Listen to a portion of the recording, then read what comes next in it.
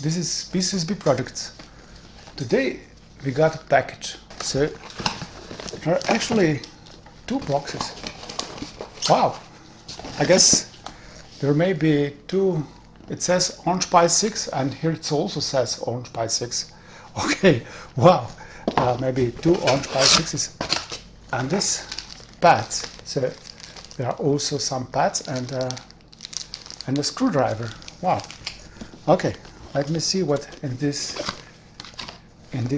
first box. So I'm gonna open it like this. Wow! Wow! This is Orange Pie 6. Look how small it is. So I'm gonna take it out from this protective anti-static pack, and we're gonna see how it actually looks like. So here it is. It's so beautiful. So brand new. It says 8 GB of RAM here. So everything is almost exactly the same. There are very few features that are missing from Orange Pie 6 Plus, but it is so small. So if you compare them, it is almost as small as Raspberry Pi 5, you see. However, this Raspberry Pi has Raspberry Pi AI Head Plus 2 on it. And what does this mean? This means that it actually, Raspberry Pi 5 with this head costs about 60% more than this kind of computer. This is Raspberry Pi with 8 GB of RAM, and this is Raspberry Pi AI Head Plus 2 with another 8 GB of RAM. But of course it can achieve up to 40 tera operations per second, which is less than Orange Pie 6, which can achieve 45 AI operations per second if you use all the available resources to make AI operations. But with neural processing unit alone, it can achieve about 28 tera operations per second. But these are integer operations with 8-bit integers. However, with Raspberry Pi AI Head, you can only achieve 4-bit integer operations. So actually this one is more powerful regarding AI. It's got a more powerful graphics processing unit, and it's got a much more powerful central processing unit. But it costs around 300 euros. So it's a really great computer. So I'm gonna show you the computer from different perspective. We're gonna go through its hardware, so what's on it, and I think that you're gonna like it. There's also an audio jack which is not existent on the Raspberry Pi. Now let's take a closer look. We can see here USB 3 port and another USB 3 port, and this USB-C port, which is capable of display port alternate mode, which means that you can actually add a dongle and you can have an HDMI output if you need it, or you can use it just like a USB port of 3.1. So these are USB 2.0 ports, but there is another connector with additional 2 USB 2.0 ports. This is in here, so you can see it. And this is the buck connector here. So this little one, it's not any kind of a power over Ethernet header like on a Raspberry Pi, but it's just the buck port. Here it is 40-pin expansion port, which is Raspberry Pi compatible. We can see this metallic cooling clips. I thought of this part being okay, maybe yes, it is from plastic, but it's a very compact design. This is copper rod that connects the cooling plate, which actually covers the system on chip and RAM, and then you have this little connector. For example, this one is for attaching a touchpad, and then you have two connectors for the sound outputs, for the stereo sound outputs. One connector for real-time clock, battery, and then you have all kinds of buttons, 3 buttons actually. One is boot button, one is reset button, and the third one is power on button. This is SD card slot, so you want to run it from the SD card, which is obviously the cheapest way. If you want to buy, you can buy an SSD drive. You can have 2 SSD drives actually, or maybe even 3, but this M2 port is not actually very friendly for connecting an SSD drive, because it's type E, it's not type M. These are both type M, but this is type E because it is meant for a wireless card. And so, is there anything left actually? 2 Ethernet ports. So you have 2.5 gigabits per second Ethernet ports. These are a little bit slower than on Pi 6 Plus, but nevertheless, who is using more than 1 gigabit Ethernet at home? So very few people. So what you have here, we have HDMI port, and this is display port, fully implemented display port. So if your monitor has a display port, you can connect it here. So very simple and straight. Got this nice padding, so nothing gets scratched or something. And look at this, how nice it looks like.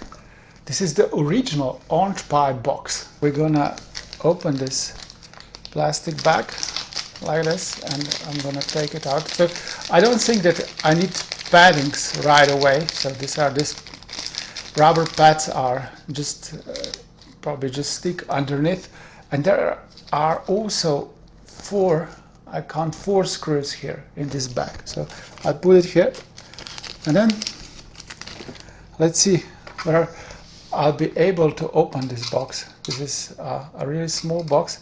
Here is one screw that's already screwed in, so I'm going to unscrew it to be able to open the box.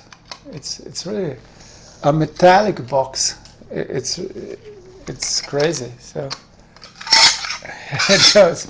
See the inside? Wow, how it looks like.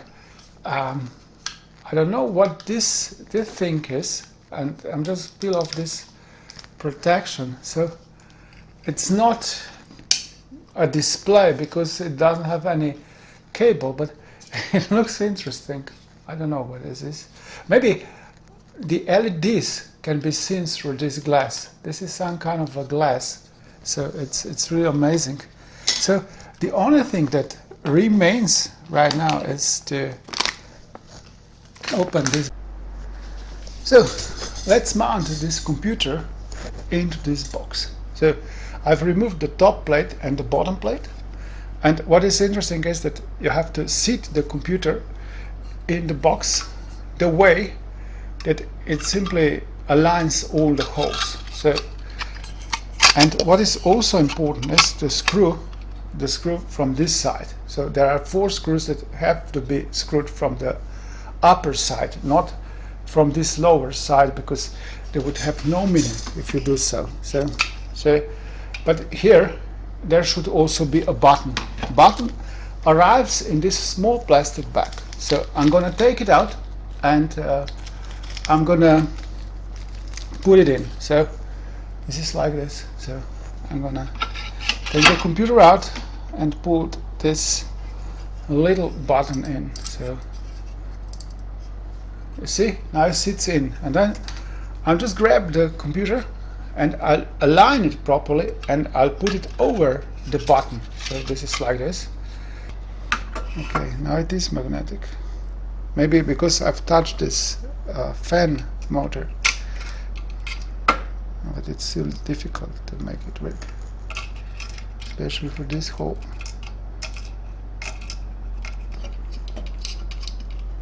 Wow, all screwed up. So okay, screwed up. And now let's cover it. This is the magnetic cover plate. So there it goes. I hope this is the right way to put it. This is the right way. And now the only thing left is to put this underplate. So where should I place this rubber pads? Okay, it is actually, I can place it anywhere on the bottom plate actually. So maybe like this. So how you like it? Okay. There is also a chance that I've turned the bottom plate the wrong side up. Yeah, you see, I turned it on the wrong side. So I'm gonna remove this little pads, and I'm gonna place them into their correct holes. So I was too quick to mount it actually, to put them like this. So I don't know how I managed to turn it the wrong side up, but okay, it happens. So I put it like this. So now they're placed in their correct orientation in their holes, mounting holes. Okay, so it's now ready. So I'm gonna put this bolt in. Okay, there you go. Go just a little bit. So this is now the full computer. How it looks like. It's very compact, very nice. Looks like a mini PC, and it actually is some kind of a mini PC that is more adapted for Linux than for Windows. But it's got some additional options like this 40-pin expansion port, which may come handy. So I'm going to show you my sensor that I've built for another project, which you can simply stick in and it's going to work. Let's now test the computer. I made this SD card with Raspberry Pi imager. I could have made it with Balena imager, whatever. You choose whatever computer you use. What is important is to simply copy the original Orange Pi, Debian or Ubuntu image to this SD card if you want to run your Orange Pi 6 with Linux. So I've done this and I'm going to insert the card here. It's important to turn it around, so because this is how the SD card slot is made on Orange Pi 6. Now let's switch the computer on and let's see what happens. So what shouldn't happen is actually that you see again a BIOS screen and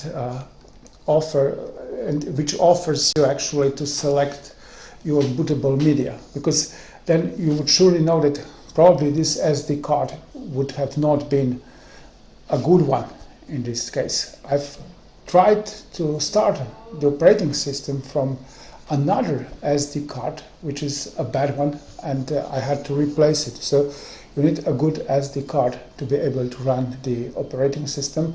And then of course you got to wait a little bit for it to start, as we are waiting now. But then it's quite rewarding to see that the computer can be set up so easily and so quickly. But of course there is also an option of using a much faster SSD drive. You have two SSD drive slots where you can place 2280 sized SD drive. As you can see, the operating system is running, and this is really a good thing to see now. You have to connect the internet and so on. So I would really like you to press like and subscribe buttons, and don't forget about the notification bell. And if this video brought you a new value, then hype it as well. See you in the next video.